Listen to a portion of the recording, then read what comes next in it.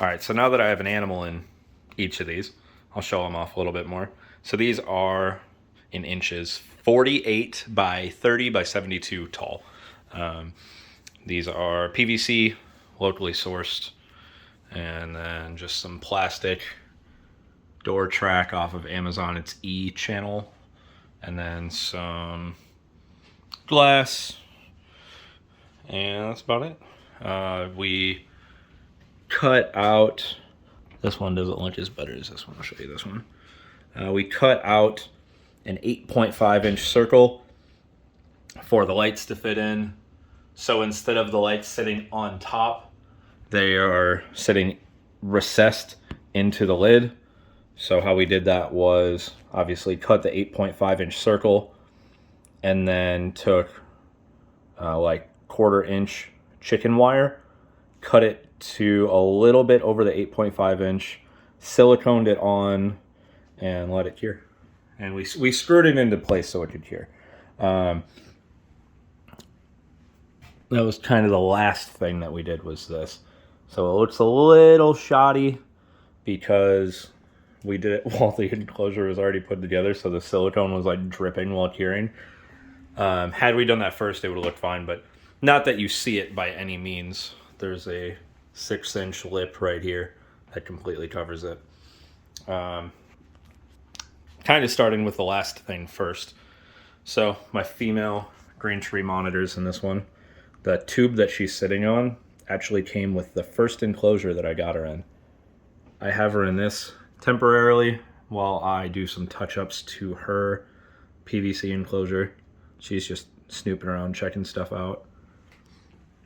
These are fully planted, bioactive bedding. I'm trying to add some more isopods to it, but there are springtails and dwarf whites in here. I have these cups in here from my friend Eduardo. They just screw into whatever surface that you're trying to hold them onto. I don't like having water bowls in the bottom. I find they really don't use them, and it can get a little tedious ton feeding, 7 or 8 tree monitors every day or every other day. So got one for water and one for food. Water here, then the food one is in the back over here. For the walls, we did insulation foam, and we siliconed it to the walls. After we built the actual box itself, we didn't do the top or bottom trim. Got all the spray foam and insulation foam and silicone in. Filled this stuff in, filled in the creases, carved this down with a wire brush drill bit, took a heat gun to it, which helped solidify it, which made it so that I didn't have to do nearly as many layers of dry lock. And you just hold the heat gun over it for a second and it really shrinks it in.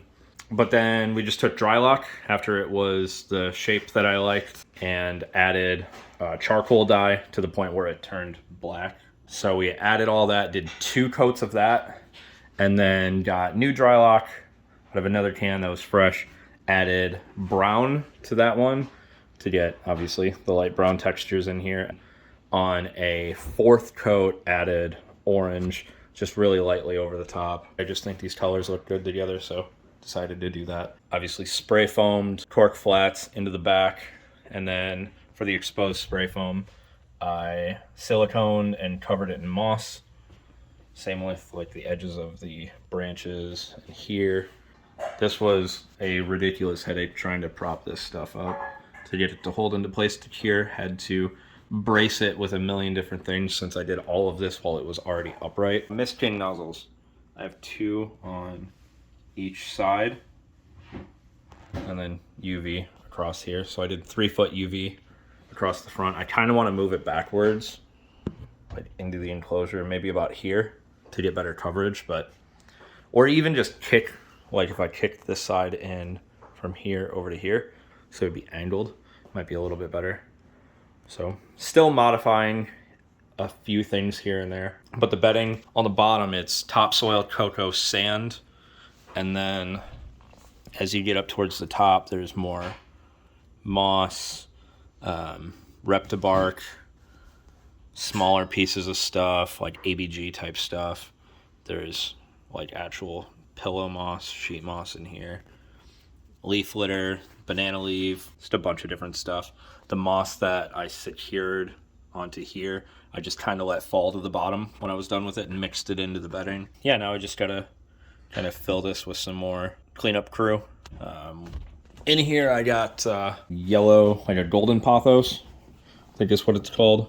And the way I secured this one is I carved a piece of insulation foam. I basically traced out the width of the plant pot.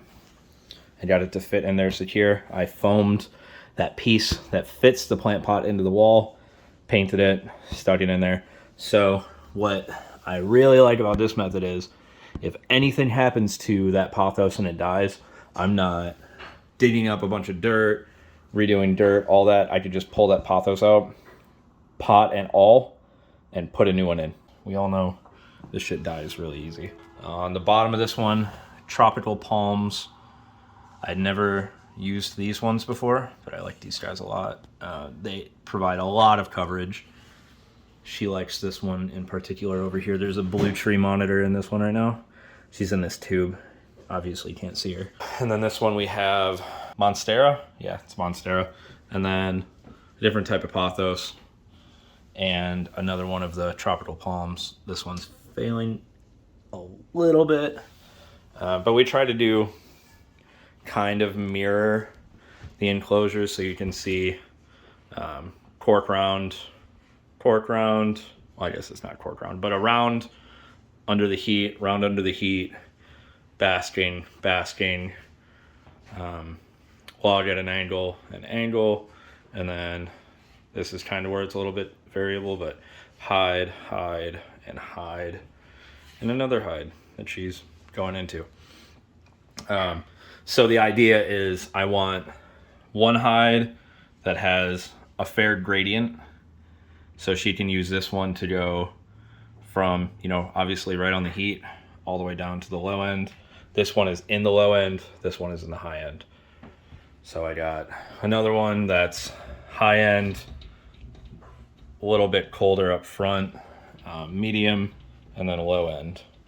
So I try to provide 3 hides that are in different gradients so they have more to pick from. Also, while building this, what we had in mind was with these branches, logs, whatever here, I want this open space right here to be for mounting, or at least like posturing in a lay box. I want to use cork tubes to lay in for the females like I have in the past. So idea is I'll use this as a support and then just prop it right up at an angle up against the back wall there. And then in this one also, it's just under the heat, so it should sit about mid 80s, and then as it goes towards the back it'll get colder on each of them, so it'll allow for a temperature gradient. So I really did these ones with the raised lay bins in mind, and we're gonna keep black trees in this one. I did this one for the blue trees.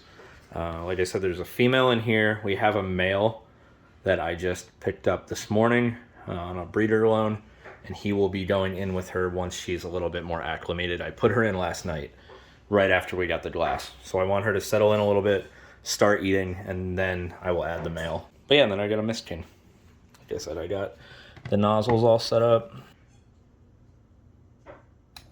There we go. So you can see. So you got the ones on the side here, up top. So the reason I did it this way is because in the past there is not nearly enough coverage of the nozzles, even spraying 4 times a day to keep plants alive, and I was constantly killing them. So by adding an extra set of nozzles a little bit lower, it's going to help hydrate these plants more. Let's see if I can back up and get the whole thing.